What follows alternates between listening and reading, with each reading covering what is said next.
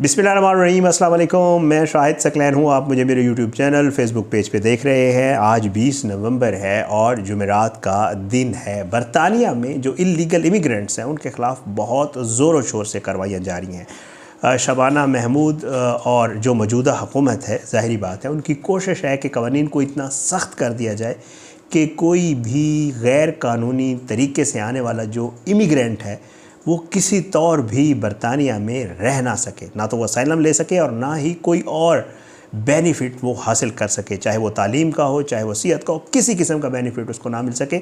उनकी कोशिश ये है कि इन सब को पकड़ कर उनके अपने मुल्क वापस भेज दिया जाए है। और ऐसी ही जो है उनकी कोशिश को अमली जामा पहनाने के लिए वो डेनमार्क के जो इमिग्रेंट्स के लाज़ हैं उनको फॉलो करते हुए बाकायदा तौर पे उस पर अमल पैरा हो रहे हैं।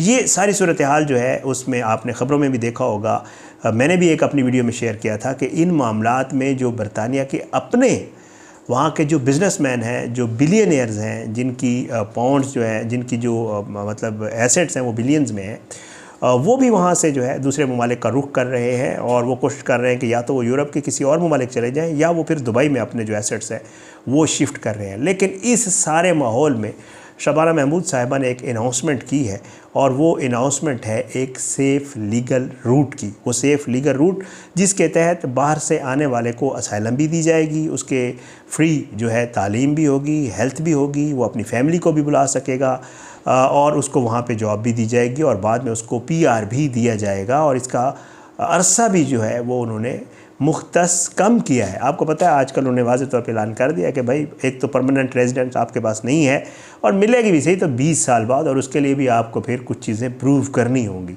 लेकिन ये जो सेफ़ एंड लीगल रूट है ये है क्या, आज की इस वीडियो में इसके ऊपर बात करेंगे। और साथ साथ इससे पहले आपको एक और खुशखबरी सुनाता हूँ। इसके ऊपर बात करेंगे क्या है, पहले आपको ये बताऊँ कि उन लोगों के लिए, वैसे तो ये ओवरसीज़ तमाम पाकिस्तानियों के लिए ख़बर है, लेकिन बरतानिया में रहने वाले पाकिस्तानी, क्योंकि मैं ये बरतानिया वाली वीडियो कर रहा था तो इसलिए ब्रिटिश पाकिस्तानियों के लिए खुशखबरी है। अब आई डोंट नो आप लोग इसे खुशखबरी लेते हैं या बुरी खबर लेते हैं, क्यों, मैं आगे चल के आपको बताता हूँ।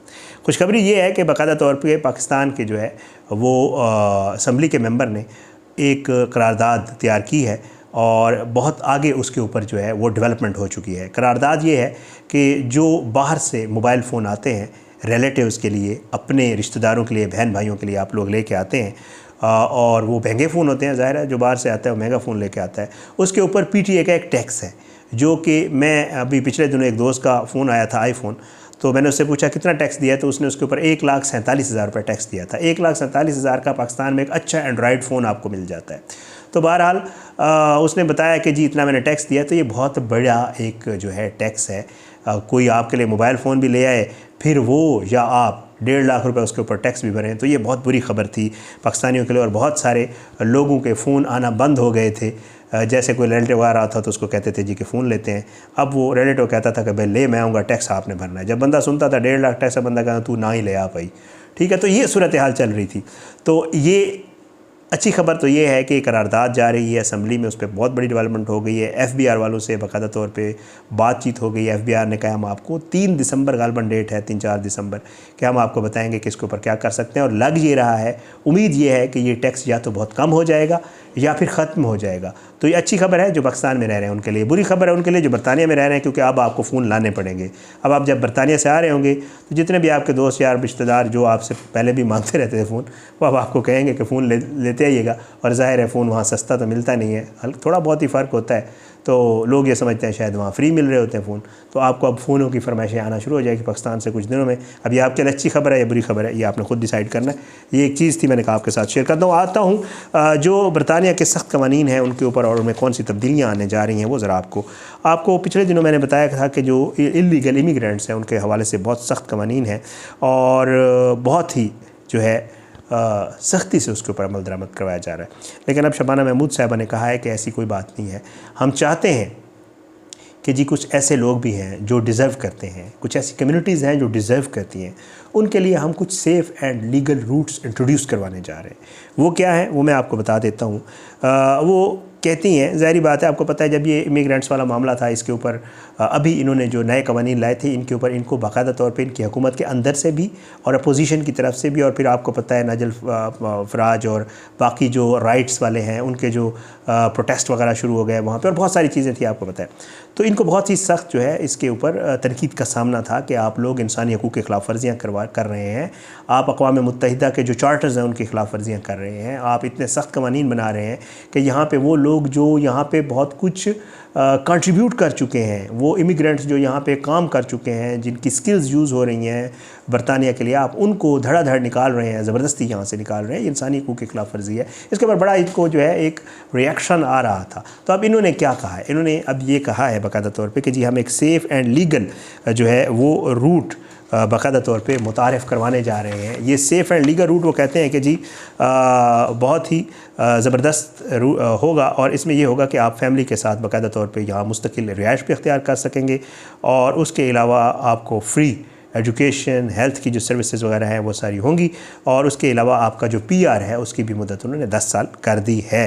अच्छा है क्या इसमें, 2-3 चीज़ें। सबसे पहले तो वो कहते हैं कि ऐसे माइग्रेंट्स जो हुनरमंद हैं, स्किल्ड हैं, उनको जो है हम ये सब कुछ देंगे, या वो स्टूडेंट्स हैं जो पढ़ना चाहते हैं और उनके जो मामलात हैं पीछे अपने मुल्क में वो इस हद तक ख़राब हैं कि उनका हक़ बनता है, वो एक ऐसी कम्युनिटी से ताल्लुक़ रखते हैं कि उनकी कम्युनिटी को ख़तरा है उनके मुल्क में, तो ऐसे लोगों को हम ज़रूर देंगे। फिर आपको पता होगा कुछ अर्सा पहले उन्होंने एक यूक्रेन प्लान जो है वो किया था, वो कहते हैं उस जो है उसके ऊपर हम अमल दरामद करेंगे। जैसे यूक्रेन प्लान दिया था, वहाँ पे जंग हो रही थी, वहाँ के लोगों का हक़ बनता था, अफ़गानिस्तान के लोग बरतानिया गए थे, वहाँ उनको सेटल किया, उनके साथ जितनी कमिटमेंट्स थी पूरी की, हांगकांग के, यूक्रेन के, इस तरह के जितने लोग जिनके अपने मुल्कों में मसाइल थे, जिनके अपने मुल्कों में प्रॉब्लम्स चल रहे थे, इस तरह की जितनी भी कम्युनिटीज़ हैं जिनका ये राइट है कि अगर वो UK आते हैं लेकिन लीगल रूट से, ये बहुत ही एक कड़ी शर्त है, ज़ाहिर है इलीगली नहीं, इलीगल जो जाएगा वो इलीगल ही है। अगर वो लीगल रूट से आया है और उसके अपने मुल्क में मामलात ख़राब हैं, वो यहाँ रहे बरतानिया में, लेकिन उसके साथ उसके लिए सबसे बेहतर यह है कि वो अच्छा स्किल्ड हो, हुनरमंद हो, एजुकेशन वगैरह हासिल करनी हो तो उनको दिया जाएगा, और ये सब कुछ जो है। और साथ में ये है कि शर्त ये भी है कि आपने बरतानिया की बेहतरी के लिए कोई ना कोई किरदार ज़रूर अदा करना है। ज़ाहिर है आप कोई अच्छा काम करेंगे, कोई काम करेंगे वहाँ पे, तो आप बरतानिया की बेहतरी का किरदार अदा कर रहे होंगे। तो एक तो ये है। अच्छा ऐसे वो तो कहते हैं जी तमाम लोगों को सबसे पहले 30 माह का जो है वो असाइलम दिया जाएगा। ये तो बड़ा वेरी क्लियर है, पिछले दिन उन्होंने बताया था कि 2.5 साल तकरीबन बनते हैं ये, इसका असाइलम दिया जाएगा। फिर इसमें उनको तालीम का मौका भी दिया जाएगा, रिहाइश भी दी जाएगी, और फैमिली लाने की इजाज़त भी होगी। हुकूमत ने ऐलान किया है कि जी असाइलम वालों को अमूमन जो आम तौर पे जो असाइलम वाले हैं उनकी हर दूसरे तीसरे साल रिव्यू होगी, देखा जाएगा उनके मुल्क में मामलात क्या हैं, ठीक हो गए तो उनको वापस भेज दिया जाएगा, ना हुए तो 20 साल आपको इंतज़ार करना पड़ेगा PR के लिए। लेकिन इस मामले में अगर आपके मुल्क में मामलात ख़राब हैं, और जैसे ये मैं ममालिक के नाम ले चुका हूँ, तो कह रहे हैं कि इस मामले में 20 साल वाला नहीं होगा, बल्कि 10 साल के आसपास आपको PR जो है वो मिल जाएगी, और आपको जो NHS हेल्थ की, सेहत के जो फ़वायद हैं, बच्चों की तालीम है, रिहाइश वगैरह का भी हुकूमत बंदोबस्त करेगी। अच्छा, और इसको जो है बाकायदा नाम दिया जा रहा है हुकूमत का जो गवर्नमेंट रिफ्यूजी स्पॉन्सरशिप प्रोग्राम है, उस तरह का जो है एक प्रोग्राम वो कह रहे हैं हम मुतारिफ़ करवा रहे हैं। और वो कहते हैं कि जी इन तमाम वो लोग जो ऐसी जगहों से आएंगे उनको सपोर्ट वहाँ की हुकूमत के साथ साथ वहाँ की कम्युनिटी करेगी। वहाँ के जो काउंटीज़ हैं, वहाँ के जो काउंसल्स हैं, वो बाकायदा तौर पे उन लोगों का हुकूमत को बताएगी। फ़र्ज़ करें किसी भी कम्युनिटी में, किसी भी काउंटी में कुछ स्किल्ड वर्कर्स की ज़रूरत है, जैसे कोई भी स्किल ले लें आप कि उसकी ज़रूरत है, और उनको 200 या 150 बंदा चाहिए, और वो ये कहते हैं कि जी अगर इतने बंदे हमारी काउंटी में जो है वो आ जाएं, फ़लाँ स्किल्ड के हैं जो है, फ़लाँ इसके स्किल के जो हैं, अगर वो आ जाएं तो हमारी जो काउंसिल है, काउंटी है, उसका काम बड़ा ज़बरदस्त चलना शुरू हो जाएगा। हुकूमत को एप्लीकेशन देंगे, हुकूमत उस एप्लीकेशन की बुनियाद के ऊपर जो है वो उतने लोग एक कैप लगाएगी कि 150 बंदा हमें फ़िलहाल स्किल का चाहिए, और उतने ही बंदे जो असाइलम वाले होंगे उनको वहाँ पे एडजस्ट कर दिया जाएगा, वहीं पे रिहाइश, खाना पीना सब कुछ वहीं दी जाएगी, और ये एक मखसूस तादाद होगी, और ये अनाउंस होंगे बाकायदा तौर पे। और उसके बाद जो है इनको असाइलम और वो जो आगे का प्रोसेस है वो मैं आपको बता चुका हूँ, इन सबको होगा। इनको कानूनी मुआवरत भी फ्राहम की जाएगी, इनको पे भी किया जाएगा, और कम्युनिटी के लोग इनको पे करेंगे, और होम ऑफिस जो है इस सारे प्रोसेस को जो है वो करेगा, इसको प्रोसेस ये सब कुछ है। और इसके अलावा वो कहते हैं कि वो तमाम लोग जो UNHCR यूनाइटेड नेशंस जो है हाई कमीशन फॉर रिफ्यूजीज़ जो है उनकी तरफ से भी जो लिस्ट आती है उनके लोगों को भी इसमें प्रेफर किया जाएगा। ऐसे तमाम एरियाज़ या ऐसे तमाम इलाक़ों के या ऐसे तमाम उसके जो लोग हैं जो इस रूट के ज़रिए या ऐसे आएंगे जिनके अपने ममालिक में मामलात ख़राब हैं, उनको इसमें प्रेफर किया जाएगा। ये सब कुछ चल रहा है। उम्मीद ये है, ज़ाहिर है हर मुल्क के अपने कुछ कवानीन होते हैं, हर मुल्क के अपने ज़ाहिर बात है उन्हें अपने इंटरेस्ट को देखना होता है, अपने लोगों के इंटरेस्ट को देखना होता है। बरतानिया भी यही कर रहा है। वो ये कह रहे हैं कि सबसे ज़्यादा जो हक़ बनता है बरतानिया के ऊपर वो बरतानवी लोगों का बनता है जो वहाँ के रहने वाले हैं। इसलिए जो इमिग्रेंट्स आते हैं, जो मुफ्त में रह रहे होते हैं, मुफ्त में खाते पीते हैं, वहाँ की सब आसाइशें जो है वो उनको मिल रही होती हैं। हुकूमत उन पर जो है वो बिलियंस ऑफ पाउंड खर्च कर रही होती है, वो ख़त्म होना चाहिए। जो झूठ बोल के असाइलम लेते थे लोग, उनका तो उन्होंने वैसे ही कला कमा करने की शुरू कर दिया है। लोगों को पकड़ पकड़ के डिपोर्ट किया जा रहा है।